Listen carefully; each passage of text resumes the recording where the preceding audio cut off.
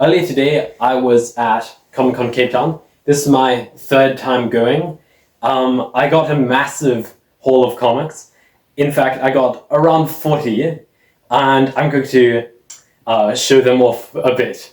So, John Romita Jr. was like the most famous guest there, so I made sure to get a bunch of comics signed.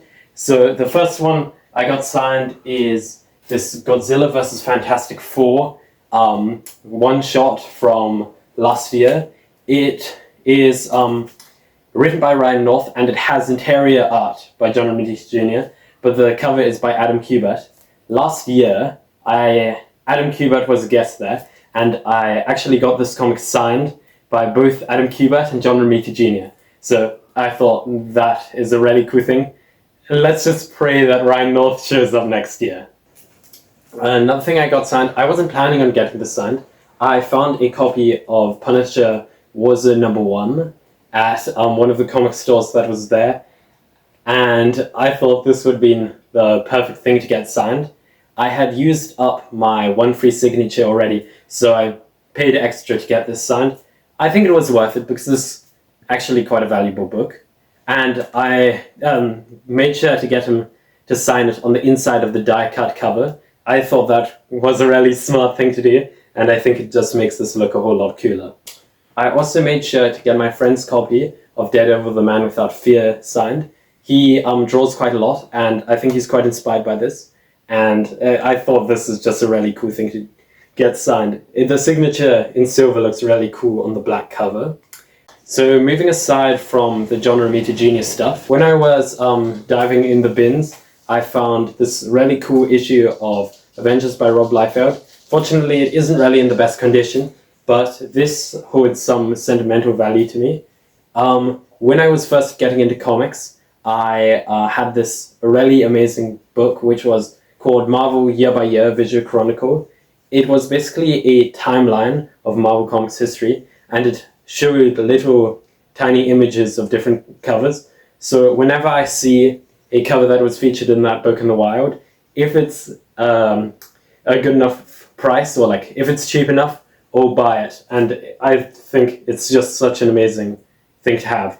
Rob Liefeld's art is pretty quirky, it's pretty weird, but it has certain charm to it. I don't really get people who constantly rave on and on about how good it is. It is very silly and very exaggerated, but I think there's a lot to respect about it. Like, it's just a guy having fun making the comics he wants to make. Another cool Rob Liefeld comic I got is Youngblood #1. It's such an iconic cover, and it's the very first Image comic, and I do like to collect these early Image comics. Even though they are very silly and they aren't very good, it's still a fun, interesting thing to have. And just, it's kind of unreal seeing this cover in person, since I had seen it so many times on the internet, so because it's so historically significant. Just these early Image comics can be really, really fun. Another really fun example of an early Image comic is Gen 13, number 13. I have number 13B. It was basically split into 3 parts, 13A, 13B, and 13C, and they featured some pretty wild crossovers with other comic characters. As pictured here on the cover, it features Bone from the very popular independent comic.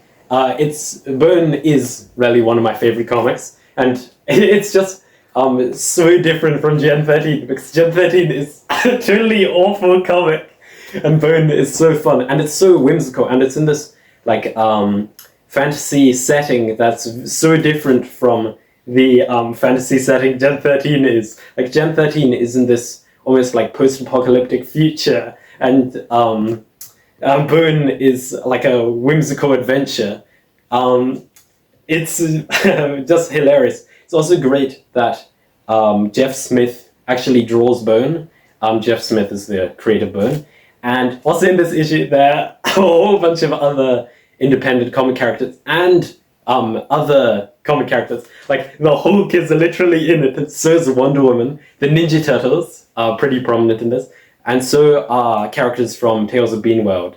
Yeah, this is just a crazy early Image comic. Another wild Image comic series I'm looking to collect is Spawn, but specifically the guest writer issues. I already had Spawn number 9, so I was very excited to just get Spawn 37, one of the 2 Alan Moore issues.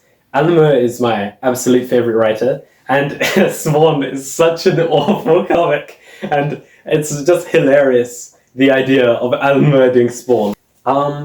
As I mentioned, I'm a huge Alan Moore fan, and last year I got issue 3 of Watchmen, so I went back to the same seller and I got issue 2, which I don't think was there last time.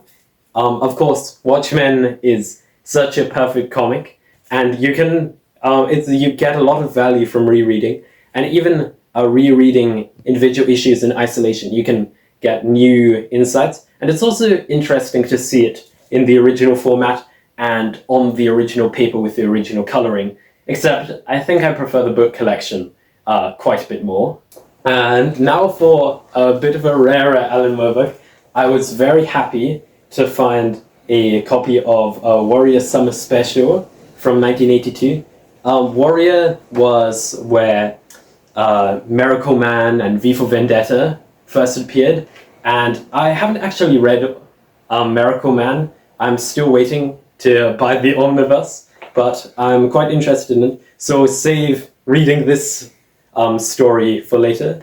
But I will definitely read the V for Vendetta. It's just cool to see it in black and white, since the DC collections that are currently in print are only in color, I think. Getting back on track with the Spawn, I got another guest issue. This is the Frank Miller guest issue. Frank Miller seems more of a better fit for Spawn than Alan Moore, because sometimes his writing can be pretty hit or miss. And my brother, he got issue 10, the Dave Sim issue. I don't want to associate with Dave Sim or Swax. He's a pretty awful guy. But it would be cool to have the set of 9, 10, 11. But I'm happy with having 9 and 11. Also, a similar comic, Batman Spawn, of course, written by Frank Miller, drawn by Todd McFarlane. Like Spawn issue 11. As I said, Frank Miller does seem like a good fit for Spawn. I'm actually not sure who made Batman Spawn, but this is actually Spawn Batman. I messed up. But this is a cool thing to have. It's also like a square-bound book, and well, this isn't in like mint condition. This is just a cool, like strange thing to have. For Frank Miller work, I really love. I have Batman Year One. This is very rare because I'm from South Africa, right? And these are the South African editions that, of course, you can only get here. I already had issue 3. I found it at a second-hand store, but getting issue 1 and 2 is also cool. I really hope to get the full series, because then I can do a video comparing the coloring in the original issues to the recolor in the trade paperback. Related to Batman Year One, of course, is Daredevil Born Again. Also Frank Miller, David Mazzucchelli collaboration. I got this issue really cheap, and it's not in the best condition. Like, it's all wrinkled and folded up, but it's still readable. But as much as I hate the garage coloring in the trade paperback, I think the original issue's coloring might be even worse, because it's just so muddy and it's really hard to read. Another Frank Miller Daredevil comic I got was just this random issue. It was not as expensive as some other Frank Miller Daredevil they had, so I just decided, this is a cool cover, I'm going to get it. This is Frank Miller writing, and then I think he does breakdowns, then it's just Klaus Janson doing the rest. And it looks pretty cool, seems to have Steel Man in it, and I do like Frank Miller's other Daredevil works from what I've read.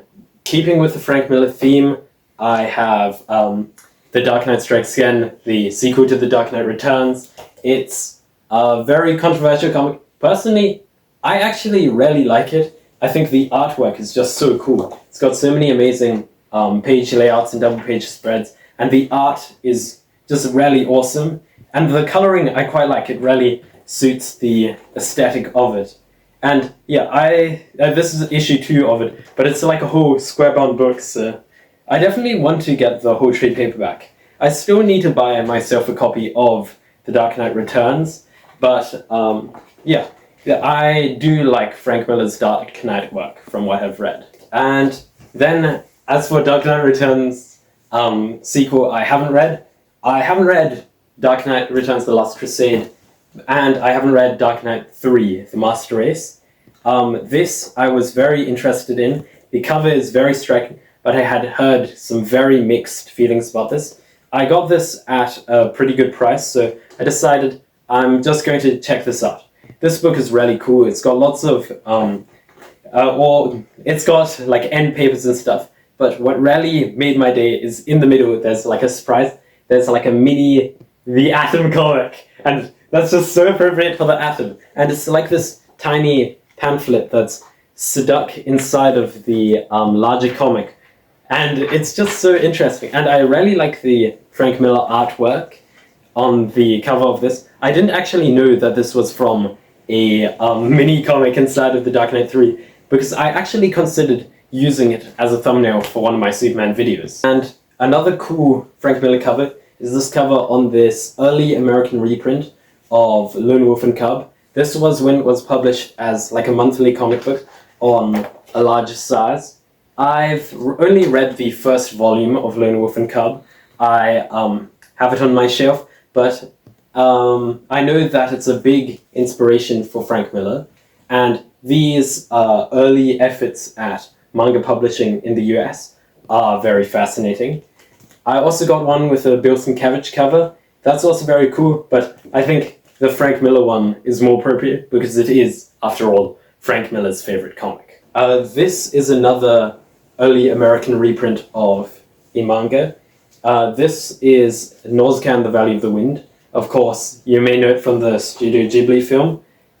This is actually published by Viz Publishing, who publishes titles like One Piece and Naruto. Right now, they are super successful, maybe the most successful English language comics publisher. The artwork in this is just sensational, and at this convention, a couple of different sellers actually had quite a bit of old manga reprints. So my brother, who's very into this kind of stuff, made sure to buy a lot, like Battle Angel Alita, and also an Otomo work. Ronin Part 2 is maybe Frank Miller's attempt at making a Japanese manga. I always see the collected edition in bookstores slipped in among the Japanese comics. Ronin, the artwork is amazing, but this story, it's not so great. For as many great comics Frank Miller has, he's got a lot of divisive and bad comics. So I probably should have gotten this Ashcan a couple years ago when Dan DiDio was visiting South Africa. He was at Comic-Con Cape Town, and he's the editor for Frank Miller Presents. He also wrote a story in this. While I was there, I got a really great deal on these Dark Horse Comics Presents 100. Well, it isn't just one issue 100. They split it into a 5-issue miniseries, basically.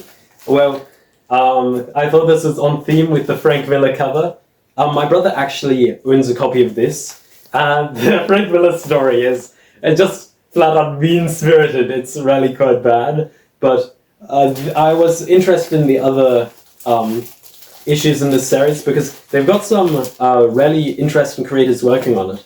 There's, of course, Concrete by Paul Chadwick, and there's also, in this there's a Martha Washington story by Dave Gibbons and Frank Miller. There's also a whole bunch of Joe Sacco, and also there's Milk and Cheese, and there's even a Jeff Smith and Paul Pope story in this. And another Frank Miller book, I got a whole bunch of Frank Miller comics. This is All-Star Batman and Robin the Boy Wonder #2. I really wish I could find #1. This series is infamous, and because there's a lot of ridiculous stuff that happens in it. but Tom Shirley, the comic creator and YouTuber, has a very interesting viewpoint on this, that it's misunderstood. And I'm very interested in seeing if it really is that bad, or maybe it's misunderstood genius. I think Frank Miller really understands that only totally ridiculous, insane, and irrational people become superheroes, and this is basically Batman acting totally in character as he tries to turn Dick Grayson into Robin. I didn't really touch on the artwork of All-Star Batman and Robin the Boy Wonder, but I'm not a very big Jim Lee fan. I think that's actually mainly due to the coloration of his comics, because the modeling on the coloring rarely seems to clash with his highly detailed art style. He uses lots of lines to create rounded forms, and I think his artwork actually works best in black and white. So this is the original Batman Black and White series. I was only able to find issues 1 and 3. This one has a Jim Lee cover. Jim Lee's art is a little weird, especially in this example. Like, there's certain things, like this bit of cape over here looks very strange. His ears look pretty weird. But I do get the appeal of Jim Lee, but personally it's not for me. There's some really cool artists working on this. In the back there's this amazing pin-up by the French artist Mobius. He really creates a mood with this, and he uses these amazing lines to make like this shape of this maybe concrete wall. Issue 3, the cover's by Barry Smith. Personally, I'm not the biggest Barry Smith fan, but somehow I always find myself buying more Barry Smith comics. I have nearly the full run of Weapon X, and yeah, it's not even that good, but it's just a pretty cool thing. Yeah, I'm not sure if this red's meant to be there, but it doesn't really look like someone added this, so I guess there's a little sneaky bit of red on the cover. On the topic of color, I've heard lots of different opinions on the recoloring of Batman the Killing Joke. I have a copy of the deluxe edition, which has the Brian Boland colors, and some people really swear by the original John Higgins coloring. He is better known as the colorist for Watchmen, and in that he uses lots and lots of bright, like luminous tones, and some people just don't like the bright colors in their Batman comic, it seems. Personally, I haven't really formed my opinion on the colors, but from what I've seen there in this, some of the color choices are pretty cool, but I definitely get why people don't like them, and I do really like how what little color there is in the recoloring rarely pops. Another comic that uses splashes of color really well is Batman the Long Halloween. Whenever someone's murdered in this comic, there's this like mostly black and white sequence, except there's the red is super, it pops so much, it's really bright, and that's a really effective use of color in comics. Batman the Long Halloween, of course, is one of my favorite Batman comics. It's just a really good mystery and detective story, as well as a Batman comic, and it uses this wide cast of characters to create this amazing world of Batman. I really like Grant Morrison's writing in books like We 3, All-Star Superman, and New X-Men, so I had heard lots of good things about his Batman run, but I know some people don't like it because it apparently leans into the more weird aspects of Batman.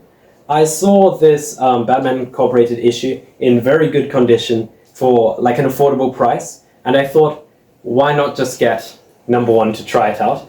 I know this is #1 from the New 52. I know there was a Batman Incorporated series before the New 52 and a whole Batman series, but I've heard this stands pretty well on its own. And yeah, from what I've read of New 52 Batman, it's really quite bad. Like, I don't like Scott Snyder's writing in the Court of Owls very much, so I really hope this changes my perspective on New 52 Batman.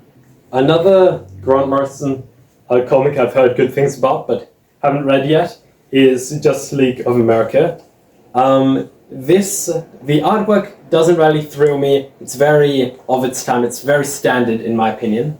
But I think that his work on New X-Men was very good. So I think he can probably do a team comic very well. And his Superman comics are also very good. So I know at least he can write Superman, and I do like Wonder Woman Earth 1, and I've heard his Batman comics are good.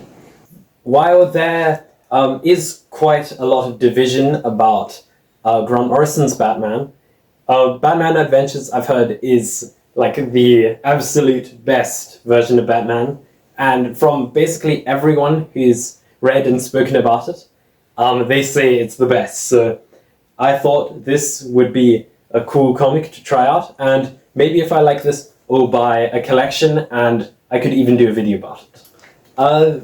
While this might not have been a comic I planned to buy, I actually got this as a free gift at one of the comic book shops there.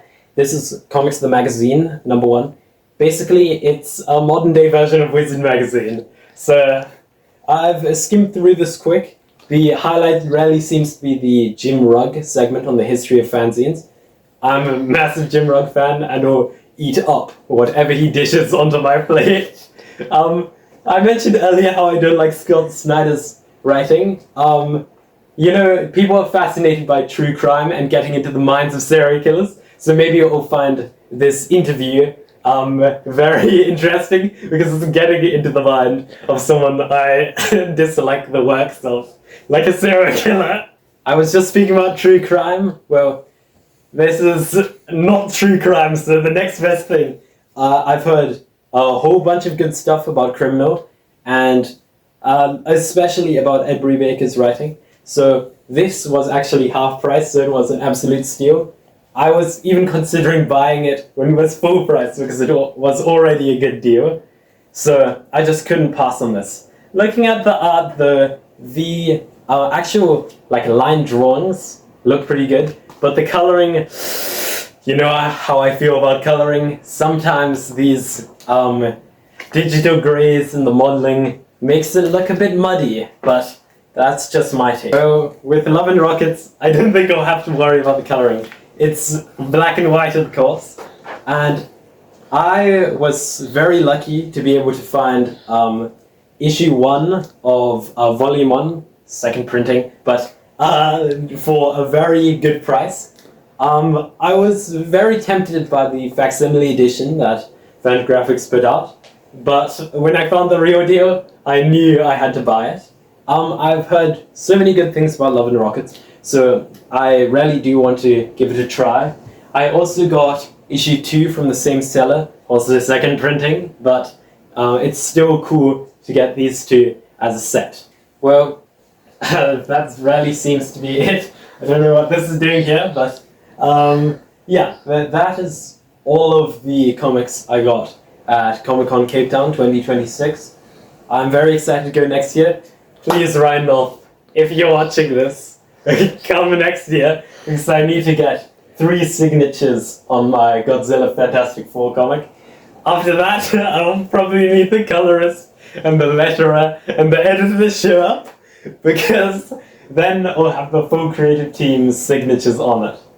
Well, now I'm just raving on a bit, so I think let's wrap this one up, and I hope you found this to be interesting, and thank you for watching. Wait, let me know if you want to see longer deep dives or videos about any of these. So yeah, thanks for watching.